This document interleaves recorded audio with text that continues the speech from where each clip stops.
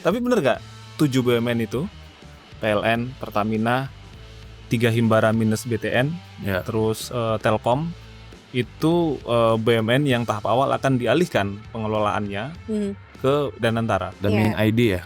Itu mereka mengiyakan kalau memang akan ada semacam badan transisi gitu untuk tadi ya melebur BUMN ini terus menjadikan super holding ya gitu. Memang sih cita-citanya Prabowo itu pengen seperti Temasek di Singapura atau Hasanah di Malaysia. Kenapa dia pengen digabungkan? Untuk menghilangkan arogansi antar BUMN gitu ya, persaingan antar BUMN. Sekarang ini kan ketika dia terpisah-pisah, dia tidak ada di satu tubuh gitu ya.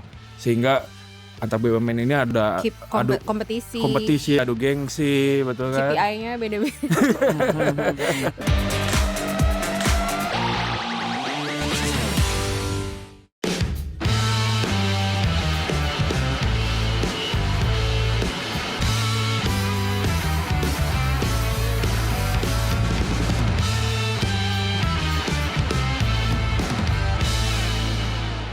Halo, selamat datang di Jelasin Dong bersama saya Hairul Anam dan Findri. Mana Findri?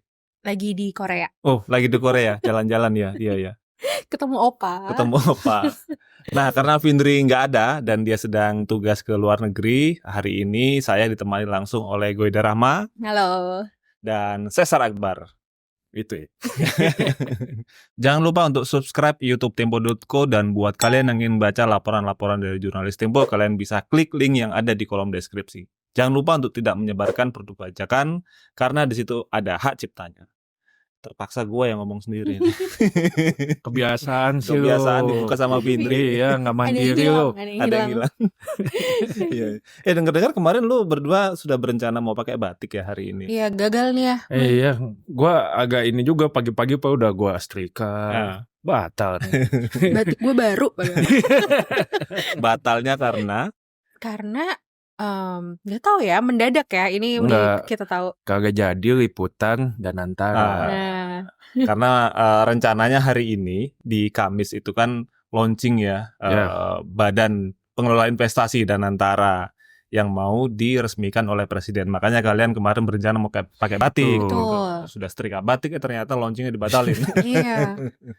Tapi kira-kira gimana nih?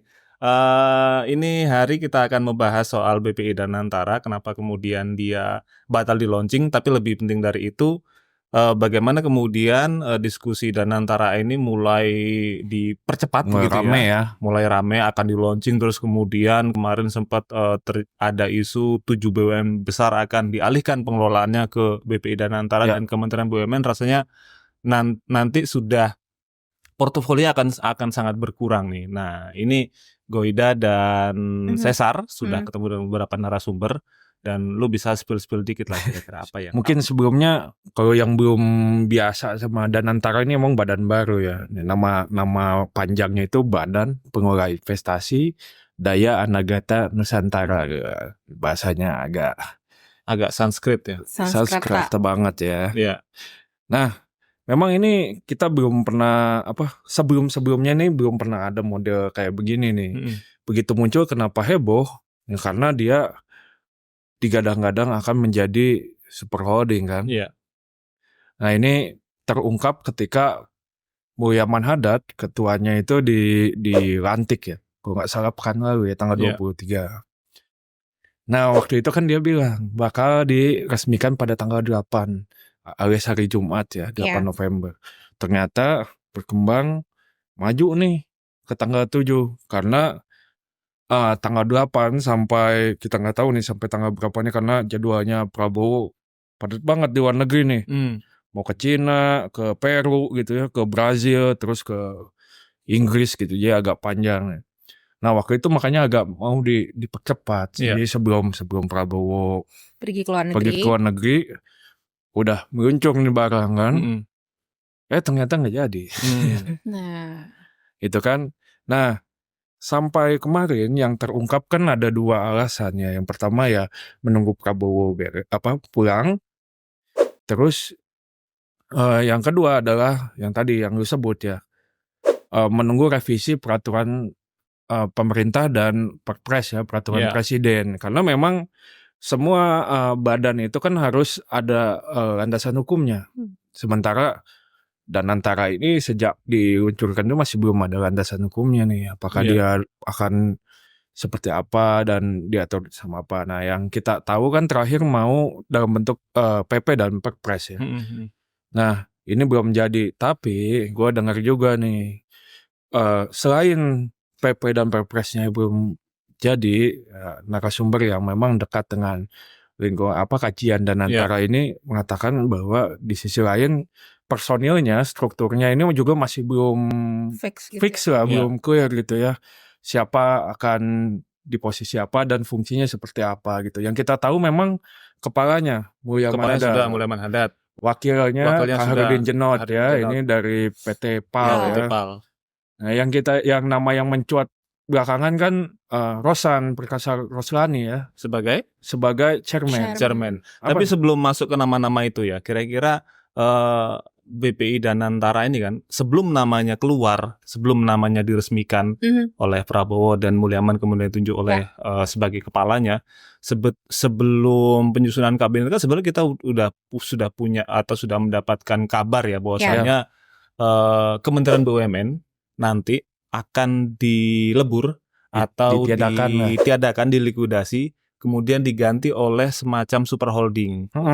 Yaitu yang akan membawahi seluruh BUMN. Benchmarknya seperti Temasek di Singapura gitu kan. Nah, terus kemudian yang muncul adalah Kementerian BUMN tetap, lalu BPI Danantara juga muncul baru. Nah, ini sebelum jauh ke nama-nama tadi, kira-kira landasan hukum undang-undang atau apapun namanya itu yang mendasari pembentukan Danantara dan wewenangnya kelak itu bagaimana diskusinya, Goida? Nah, iya betul. Jadi memang dari sebelum Prabowo membentuk kabinet gitu ya, melantik siapa-siapa menteri-menterinya ini, kita udah dengar dari jauh-jauh hari gitu soal Agustus rencana. ya. Dari Agustus kita ketika bertemu dengan narasumber-narasumber yang ada di lingkaran Prabowo juga gitu, mereka mengiyakan kalau memang akan ada semacam badan transisi gitu untuk tadi ya melebur BUMN ini terus menjadikan super holding ya gitu. Memang sih cita-citanya Prabowo itu pengen seperti Temasek di Singapura atau Hasanah di Malaysia. Nah, ini memang sudah lama bergulir. Nah, ketika ini kemudian bisa dibilang juga cukup mengejutkan mungkin ya buat publik ya, ketika dilantik itu tiba-tiba ada Danantara. Apa nih Danantara? Nah, ternyata memang ini yang disiapkan gitu buat transisi tersebut. Dan kalau melihat juga Erick masih ada gitu ya sebagai Menteri BUMN, berarti kan lagi-lagi masih berjalan nih gitu dua-duanya gitu, existing maupun yang direncanakan di masa depan. Nah, karena memang untuk tadi ketika ditanya landasan hukum itu nggak gampang gitu, nggak mudah ketika ingin melakukan hal tersebut gitu ya, melebur itu semua. Nah, setidaknya ada 2 undang-undang yang terkait, yaitu ada Undang-Undang Keuangan Negara, kemudian Undang-Undang terkait BUMN. Nah, ini perlu direvisi tentunya, karena kan tadi ya ketika ingin melebur atau menjadikan pengalihan selama ini BUMN yang berada di bawah Kementerian BUMN gitu ya, sahamnya pemerintah kemudian dialihkan ke Danantara itu perlu ada revisi gitu di regulasi. Nah, itu sampai sekarang itu belum dijalankan Nah gitu, jadi baik Undang-Undang Keuangan Negara di Komisi 11 maupun Undang-Undang BUMN di Komisi 6 DPR itu belum berjalan. Gue meneruskan ya. Jadi soal yang undang-undang ini memang masalahnya klausulnya bahwa selama ini tuh saham Dwi Warna ini memang dikelola atau di haknya itu kewenangannya itu di Kementerian BUMN. Ini yang harus diubah kalau misalnya di Menteri BUMN. Jadi kewenangan dia untuk menentukan komisaris, menentukan direksi, itu kan semuanya pemegang saham Dwi Warna itu di Menteri BUMN. Nah, ini kalau misalnya sahamnya mau dialihkan ke Danantara dan kewenangan seperti tadi ya, memilih direksi dan komisaris mau dialihkan ke Danantara, ini memang harus diubah nih klausulnya. Ini seru juga nih pembahasannya. Iya, karena di Undang-Undang BUMN kan udah jelas bahwasannya Menteri BUMN itu bertindak sebagai rapat umum pemegang saham bagi BUMN yang statusnya persero. Persero itu maksudnya yang sahamnya 50% lebih dimiliki oleh negara. Kalau yang di bawah itu dia sebagai pemegang saham. Nah, jadi kan kalau misalnya dengan konsep yang kira-kira sudah muncul lewat Danantara ini, kira-kira dia akan menggantikan peran Menteri BUMN itu kan. Betul. Nah, tetapi ini kan sebetulnya konsep super holding yang dibawa sama Danantara ini kan bukan isu baru kan. Sudah ada sejak zaman Tanri Abeng. Tanri Abeng itu presidennya Soeharto ya. Gila. Tapi memang untuk menggabungkan BUMN ini menjadi satu tubuh di super holding kayaknya nggak mudah karena BUMN kita kan banyak banget ya. Betul. Iya. Tadi lu bilang akan jadi super holding. Terus kemarin Goida dan Cesar kan juga dapat dokumen tuh soal struktur dan konsep Danantara nanti seperti apa. Apakah dia hanya mengkonsolidasikan aset atau kemudian nanti juga semua seperti BUMN, terus sovereign wealth fund dan special mission vehicle-nya Kementerian Keuangan juga gabung jadi satu di situ. Ini sebetulnya konsep yang dibawa oleh Mulyaman dan tim ya. Seperti apa tuh? Iya. Jadi sebenarnya sampai saat ini itu semua masih masih diserap gitu aspirasinya gitu. Jadi belum sampai tahap fix yang ini gitu. Tapi kurang lebih Danantara ini bakal mengkonsolidasikan asetnya ini baik aset saham maupun aset tunai gitu ya. Yang tadi pertama dimulai dari BUMN, kemudian nanti baru akan masuk ke SWF atau Sovereign Wealth Fund yang dipunya sama Indonesia. LPI ya. Kita punya INA ya, Indonesia Investment Authority. Nah, itu nanti masuk. Terus yang ketiga itu juga masuk disebutnya Development Banks atau Special Mission Vehicle yang sekarang dipunya sama Kemenq. Seperti itu punya SMI. Ya, SMI, SMF, Sarana Multigria Finansial itu ya. Lembaga Pembiayaan Ekspor. Nah, itu semua akan dijadikan satu. Jadi selama ini gagasannya itu tim Mulyaman itu bilang kalau kita itu punya potensi investasi yang besar tapi itu tersebar gitu. Iya, jadi ini yang membuat akhirnya hasilnya tuh nggak pernah optimal, termasuk INA sendiri gitu. Ketika dia punya misalnya dana kelolaan gitu, tuh sebenarnya dia jadi nggak bisa menjual lebih besar gitu. Makanya ada ide ini disatukan semua asetnya gitu ya, kekayaan negara dipisahkan ini kita satukan semua. Kemudian nanti supaya bisa jadi modal untuk di leverage itu atau bisa dilipat gandakan gitu lebih besar lagi gitu. Potensialnya ini ada sekitar USD berapa? 1.000 miliar ya. 1.000 miliar US dollar. Kalau dia dikonsolidasikan. Semua BUMN atau 7 BUMN yang kemarin aja? Enggak, itu semua ya. Jadi potensinya yang tersebar kayak negara yang dipisahkan itu sampai segitu. Nah, tapi kalau 7 BUMN saja ya belum sampai segitu. Nah, ini proposalnya tim Mulyaman ya, berproposal ya. Baru. Iya. Nah, cuman begini, yang masih menjadi kebingungan adalah perannya sebagai konsolidator aset BUMN. Kemudian dia akan dikelola lebih profesional dengan standar-standar komersial seperti halnya Temasek, atau dia digabungkan asetnya, kemudian di leverage asetnya, bisa narik utang, bisa narik investor untuk investasi lagi seperti halnya SWF sekarang, atau dia seperti GIC-nya Singapura yang kelebihan surplus pendapatan negara kemudian diinvestasikan ulang. Apa yang kayaknya ada 3 ini ya? Iya, 3 usulan ya. Mereka ingin ada tadi ya pisah-pisah sama mix gitu, dikombinasi gitu. Nah, cuma kalau melihat makin ke sini sih kayaknya pengen yang mix gitu ya, lebih terlihat condong ke mix gitu. Semuanya pengen disikat. Jadi kalau kita lihat best practice di negara lain bener dipisah ya, ketika SWF sendiri gitu ya, termasuk si super holding sendiri gitu. Nah, tapi di Danantara ini maunya semua di satu di bawah Danantara ini gitu semuanya. Karena tadi mungkin supaya lebih fleksibel juga sama asetnya benar-benar mudah gitu terkonsolidasinya. Jadi ya betul nanti bisa menarik menjadi jembatan juga investasi asing yang masuk gitu ya, mengelola surplus juga. Dan tadi bisa juga kalau ngobrol juga sama ekonom-ekonom ya, mereka juga bilang bisa aja suatu saat aset-aset ini mereka juga bikinkan instrumen investasi lain gitu ya. Jadi obligasi ya. Betul, karena kan ketika kita sudah merekap aset-aset ini juga bisa jadi jaminan nih kan gitu, mana-mana yang bisa jadi jaminan kalau kita mau mencetak instrumen investasi seperti obligasi gitu ya, surat utang gitu. Nah, memang kalau gue pelajari dan gue baca itu pengen berbeda ya sama Kementerian BUMN. Artinya apa? Dia itu pengen menjadi semacam manajer aset gitu. Jadi lebih ke manajerial, mengoptimalisasi aset ketimbang mengurus administrasi seperti kementerian gitu. Sehingga dia lebih luas gitu ya, sehingga dia bisa lebih optimal gitu ya, mendapatkan melibat gandakan keuntungan tadi, aset tadi ya gitu. Dan ini memang yang saat ini dianggap masih belum optimal ketika dia terpisah-pisah gitu ya. Di samping itu menurut narasumber yang kita temui itu ya gue ya, kenapa dia pengen digabungkan untuk menghilangkan arogansi antar BUMN gitu ya, persaingan antar BUMN. Sekarang ini kan ketika dia terpisah-pisah, dia tidak ada di satu tubuh gitu ya. Sehingga antar BUMN ini ada kompetisi, adu gengsi, betul kan? KPI-nya beda-beda. Gitu. Ya jadi dengan dia dijadikan super holding ini harapannya dia lebih satu padu ya namanya. Itu yang pengen jadi cita-citanya, karena kan di zamannya Prabowo kita tahu appetite belanjanya sangat tinggi gitu. Butuh duit banyak nih gitu kan. Bahkan mungkin lebih tinggi dari zamannya Jokowi gitu. Dan kita tahu di zaman Jokowi BUMN juga jadi motornya untuk jadi program-program dia. sapi perah. Bukan sapi perah. Apa nih? Penugasan. Bahasa halus.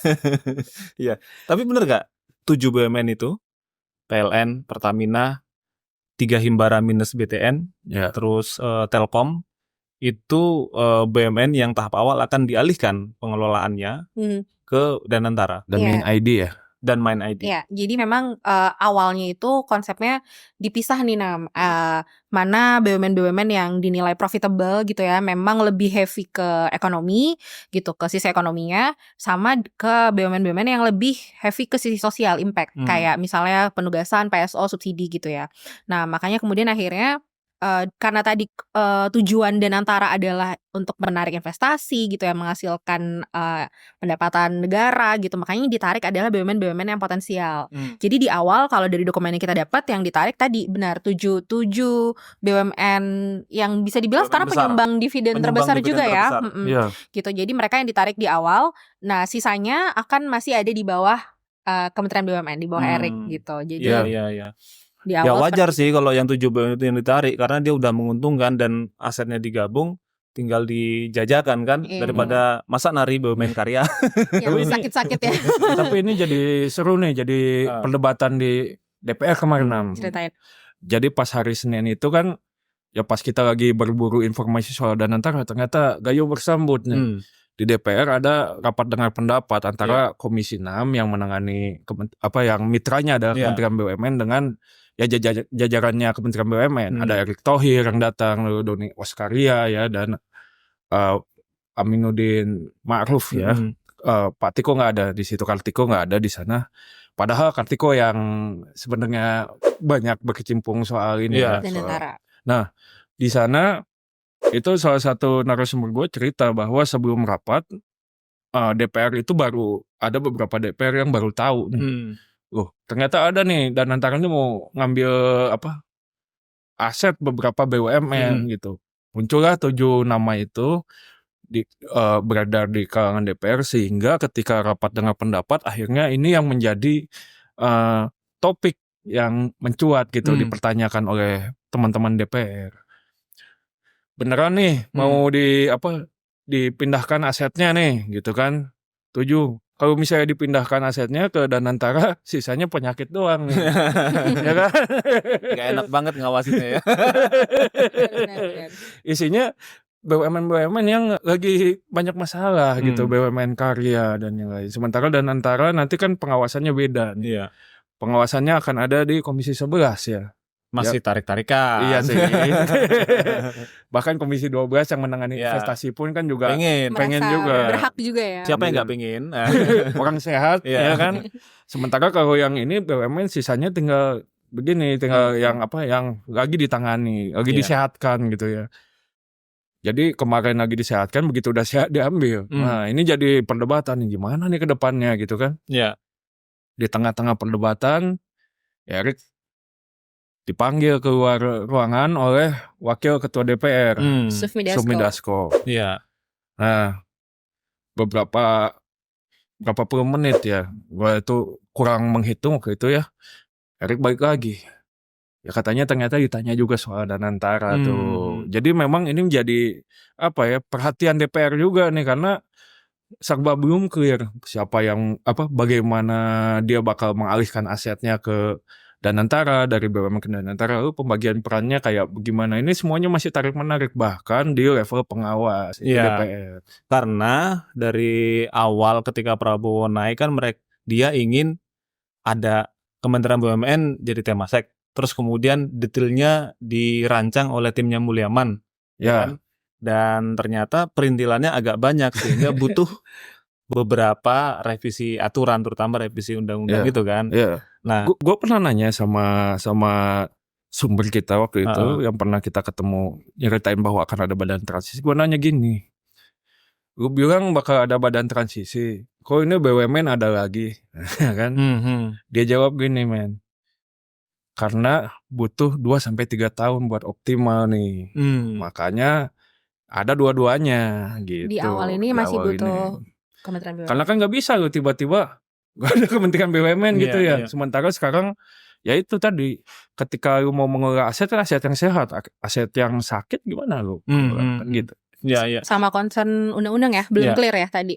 Nah, itu termasuk juga yang disebut dalam dokumen kajian yang kalian pegang itu kan, soal ada 2 step Badanantara sebagai ad interim, yaitu seperti halnya lembaga pemerintah yang lain, dan kemudian ultimate goal-nya adalah sebagai investment company gitu. Nah, itu bedanya apa tuh? Yang interim dan tujuan akhirnya tuh?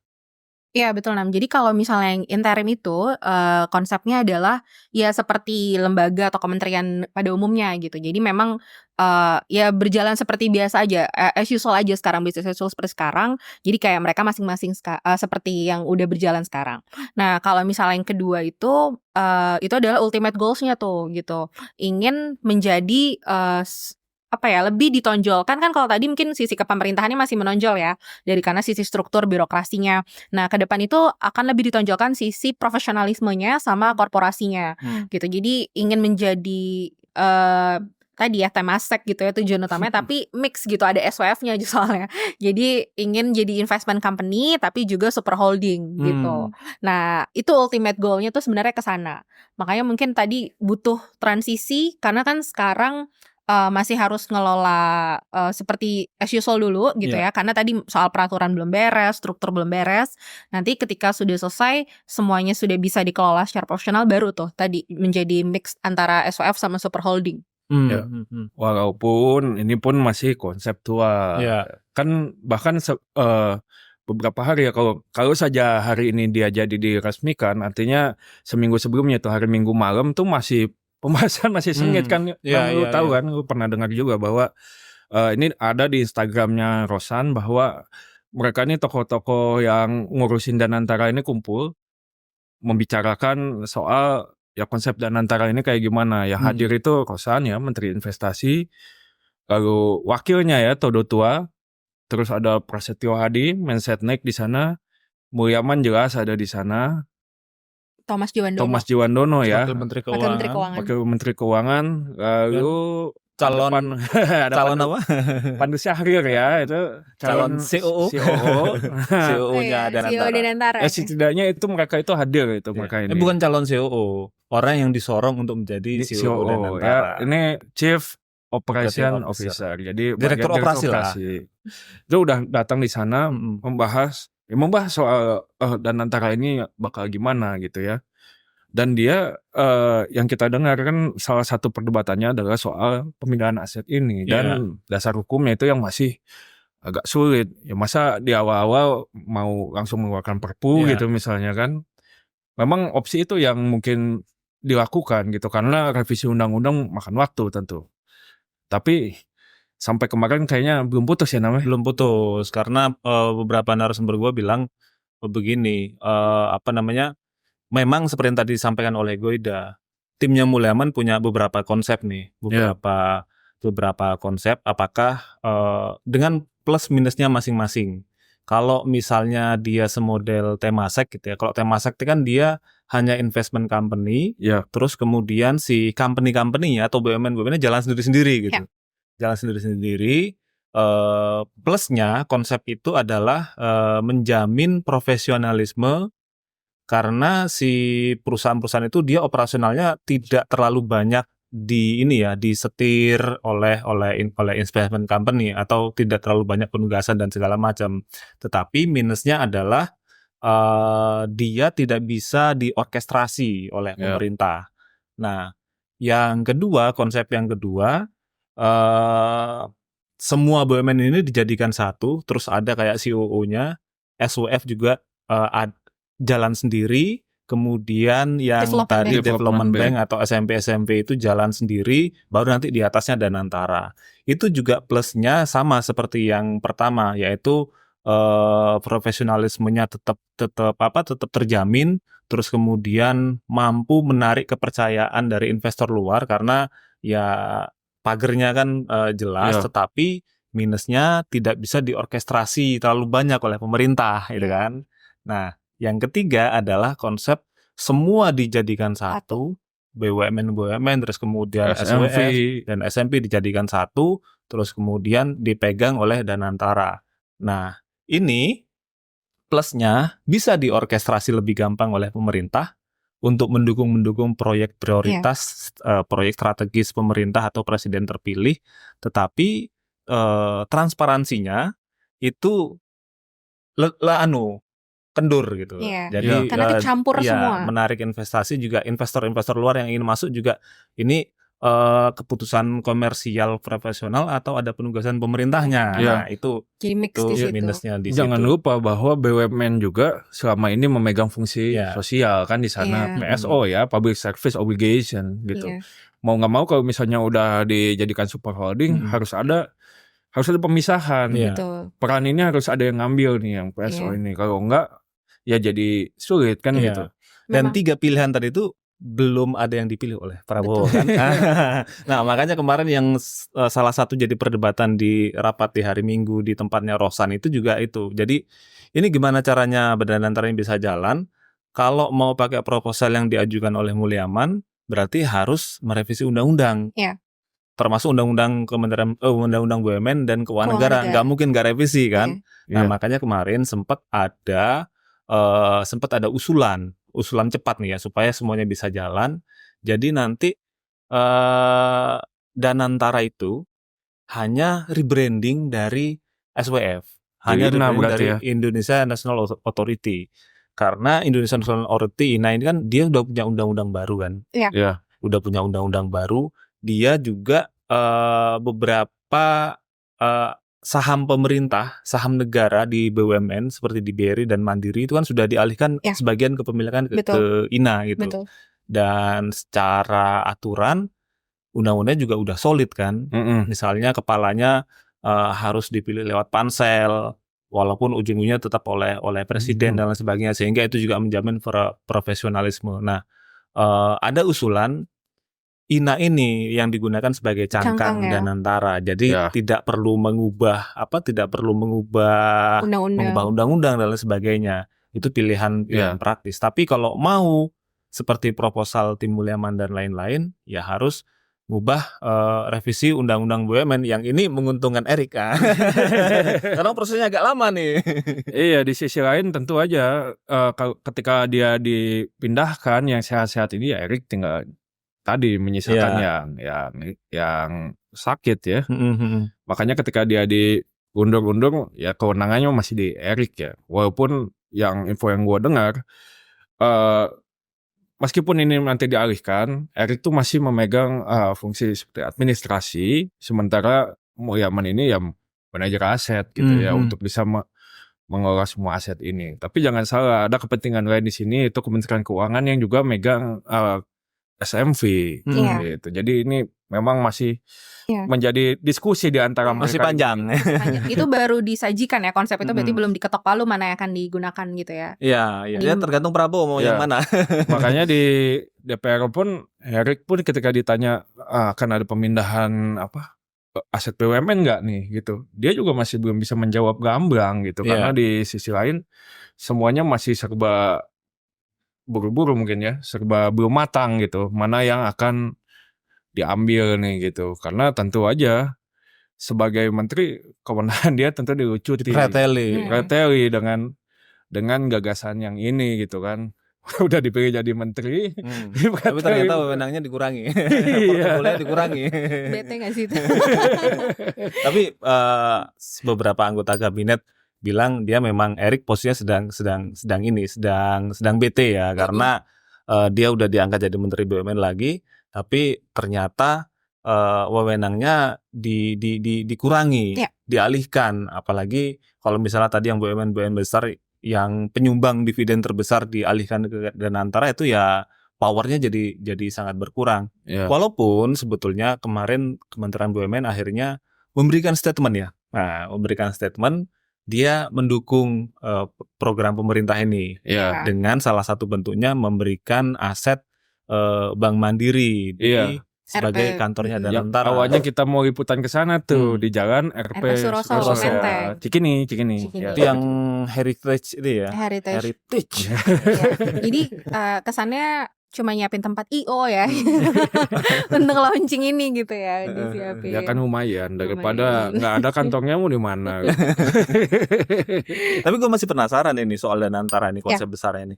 Dia mengelola aset BUMN, SWF dan SMV supaya lebih profesional dan lebih clear gitu pengelolaannya, atau asetnya dijadiin satu supaya leverage-nya besar sehingga dia bisa berinvestasi untuk mendukung program-program prioritas presiden terpilih. Iya, Nam. Jadi kecenderungannya lebih ke yang kedua gitu. Jadi nanti Danantara ini kan mengkonsolidasikan ya aset-asetnya semuanya, dan dia juga yang nanti bertugas tuh ketika ada program-program prioritas apa itu bisa ke BUMN yang mana. Terus kemudian ketika nanti ada investor juga dari luar ya yang mau masuk ke Indonesia, itu bisa jadi jembatan juga nih, dia arahkan ke tadi BUMN kemana, penugasan kemana, berpartner dengan siapa, masuk ke proyek mana. betul, gitu. mitra lokal. Nah ini perannya sangat sentral nih, makanya si Danantara ini di sini. Nah selain itu juga ini menjadikan tadi kan menjadi profesional ya Danantara, sehingga dia juga nggak terlalu, mungkin masih memegang penugasan ya, Nam. Cuma ini yang jadi perdebatan nih kemarin gitu, ketika kita ngobrol sama pengamat, apakah Danantara ini kemudian menjadi objek dari pemeriksaan seperti dari BPK gitu. Karena ketika dia di rebranding gitu ya, ini semua menjadi sesuatu yang profesional gitu kan, apakah masih bisa nih menjadi objek audit dari lembaga pemeriksa keuangan negara ini gitu, auditor negara ini. Nah, beberapa bilang gitu mungkin bisa jadi langsung ke programnya aja gitu, ke proyek yang PSO-PSO-nya aja gitu. Tapi ya sebatas itu aja. Di luar itu ya biarkan mereka dengan auditor independen gitu. Nah, ini juga mungkin dipandang bisa jadi suatu celah moral hazard juga, Nam, gitu. Ketika ini dibiarkan gitu ya di satu keranjang dan dikelola secara profesional. Karena kan kita tahu ya bagaimanapun selama ini BUMN maupun lembaga-lembaga yang kita punya gitu ya, itu masih banyak banget cawe-cawe politiknya gitu ya. Ajang bancakan juga. Iya, terakhir kan masih BUMN Pertamina, kita punya dirutnya dari partai gitu yang baru. Nah, kayak gini, ini masih ada kekhawatiran. Nah, dan ketika ngobrol sama ekonom, sama pengusaha-pengusaha gitu, mereka juga bilang sebenarnya persepsi investor gitu ya ke BUMN-BUMN di Indonesia juga sebenarnya agak kurang baik gitu. Karena kita sendiri sih sebenarnya gitu ya. Berita-berita yang di dalam kan soal BUMN juga sebenarnya beberapa tahun terakhir BUMN jatuh, BUMN sakit, BUMN bangkrut gitu ya. BUMN korupsi, nah semacam itu. Nah, ketika nanti Danantara mengorkestrasi semuanya jadi satu dan di mix juga dengan SWF. Nah, ini juga makanya tadi ada potensi-potensi konflik juga, saling tumpang tindih, konflik kepentingan yang juga jadi concern investor. Jangan sampai nanti targetnya investasi kan bisa pengen leverage aset, bisa masuk ke investasi tapi ternyata nggak jalan gitu. Karena prinsip pengelolaan yang profesional dan komersial itu berpunggungan sama untuk mendukung proyek prioritas pemerintah. Bener nggak? Ingat di Malaysia ada cerita korupsi juga ya. 1 BRH.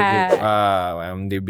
Ini juga jangan sampai keulang kan di Danantara gitu. Ya, jadi maunya apa nih Danantara nih? Mau mengelola BUMN secara profesional berkaca kepada Temasek, atau BUMN itu dikumpulin asetnya terus kemudian dijadikan satu dapat leverage, terus kemudian bisa diorkestrasi untuk mendukung program prioritas seperti swasembada pangan, Iya. swasembada energi, apalagi.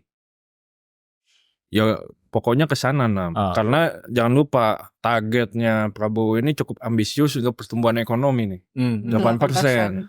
Sementara kita masih stagnan di 5%, berarti bawah itu. Terakhir itu kan juga 4,9 itu masih jauh dari targetnya Prabowo. Itu makanya akhirnya gagasan ini keluar gitu, supaya ya semua yang dia harapkan menjadi program prioritas itu bisa digas gitu kan. Iya.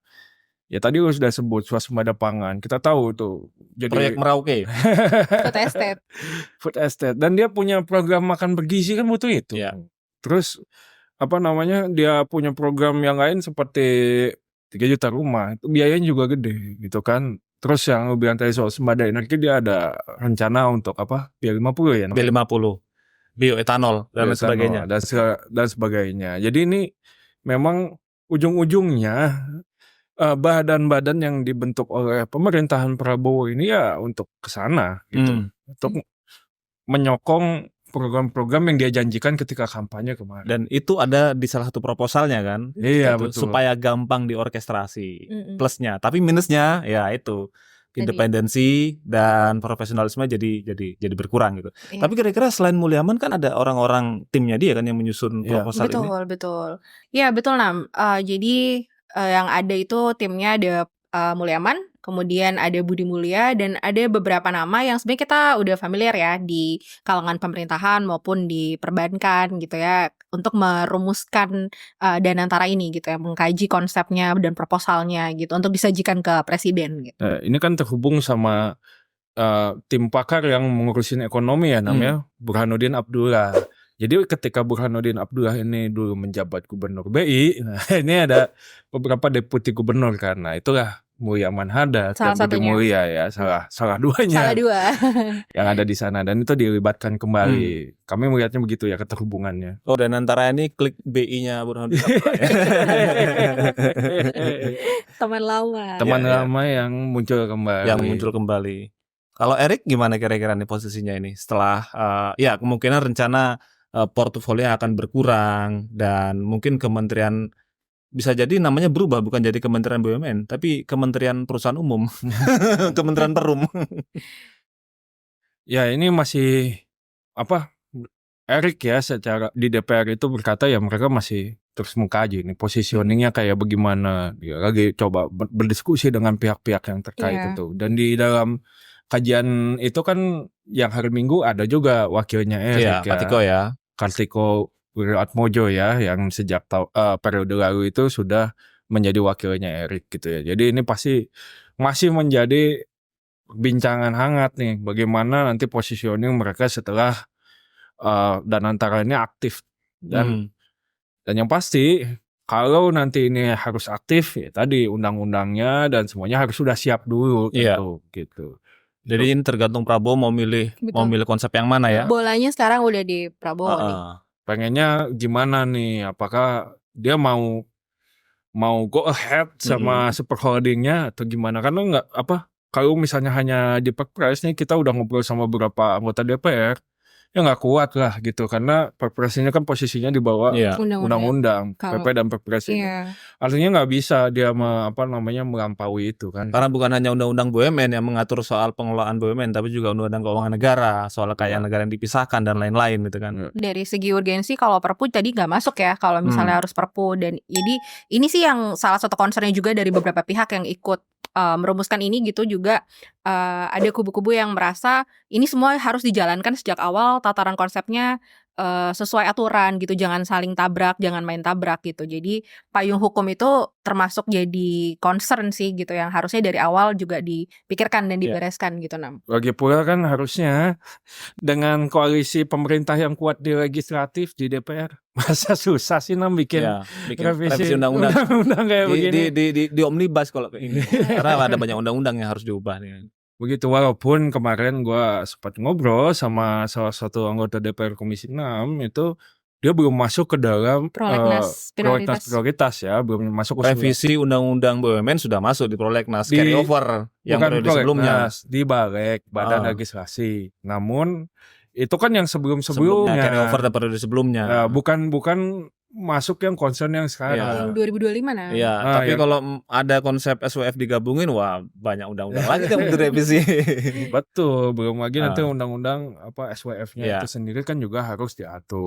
Iya. Jadi nggak bisa asal-asalan begitulah gitu ya. Memang ini disadari juga, tapi kan di satu sisi ya tentu koalisi pemerintah ini menyadari juga bahwa dia didukung oleh legislasi yang kuat juga karena hampir nol oposisi loh di DPR. PDIP enggak belum ngambil posisi ya kan?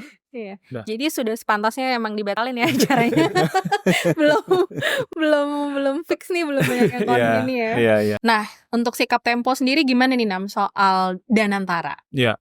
Kalau sikap Tempo sendiri sebetulnya kita juga masih menunggu ya konsep apa yang akan diambil oleh pemerintah, oleh Prabowo, karena kan masih ada tiga konsep besar yang diusulkan oleh timnya Mulyaman kan. Apakah mengambil plek-ketiplek seperti Temasek, yaitu dia sebagai investment company si Danantara ini, artinya operasional BUMN segala macam itu ya sesuai dengan koridor-koridor komersial, profesional dan lain sebagainya, atau dicampur antara peran seperti investment holding company dengan peran untuk mendukung program-program pemerintah, karena itu sudah beda kelamin, beda hal gitu kan. Jadi tidak bisa dicampur aduk itu. Bahkan kalau mau misalnya berkaca kepada Singapura, mereka kan punya 2, Temasek untuk mengelola quote-unquote BUMN-nya supaya profesional dengan koridor yang profesional dan komersial. Satu lagi GIC untuk mengelola kelebihan dananya diinvestasikan ke segala macam. Itu juga komersial juga panduannya. Nah, ini Indonesia mau yang mana nih? Kalau SWF kan sudah ada tuh sebetulnya kan untuk mengelola investasi dari luar masuk ke dalam INA tadi. Terus kemudian BUMN juga sudah ada, tinggal maunya apa ini. Kalau misalnya tujuannya untuk mendukung, lebih gampang diorkestrasi untuk mendukung program-program pemerintah, program-program Prabowo, ya itu tujuannya bukan untuk meningkatkan profesionalisme rasanya ya, tapi lebih untuk memudahkan dikendalikan, dan itu risikonya jauh lebih besar daripada pengelolaan BUMN saat ini. Jangan sampai mau untung malah buntung. Jadi kalau zamannya Jokowi itu kan judulnya penugasan BUMN. Nah, ini apa? Orkestrasi. Itu. Saksikan terus Jelasin Dong di YouTube Tempo.co dan di Spotify Jelasin Dong. Nyumpah.